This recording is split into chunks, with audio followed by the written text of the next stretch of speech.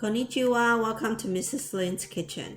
In this video, I want to show you an easy way to make teriyaki sauce at home so you don't need to buy teriyaki sauce in the bottle anymore. Yes, it's that delicious. So let's get started. Here is the ingredients overview.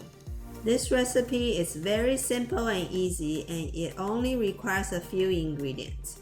You can buy these ingredients at any Asian supermarket. First, grate the ginger and garlic.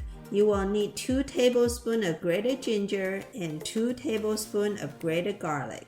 Next, in a saucepan, add soy sauce, mirin, sake, sugar, honey, grated garlic, and grated ginger.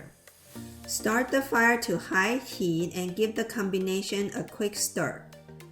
When the sauce starts to boil, lower the heat to medium-low and cook for about 10 minutes. Teriyaki sauce is a delicious and versatile sauce. You can use it to marinate or use it as a glaze and make delicious dishes such as chicken teriyaki or salmon teriyaki.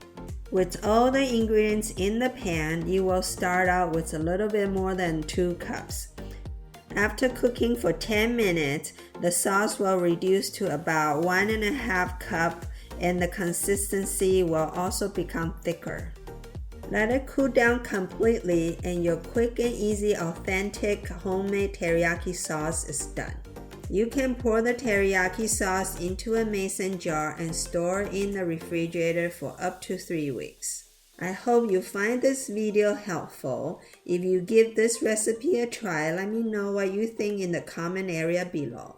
Don't forget to subscribe to my channel. Thanks for watching and I'll see you in my next video.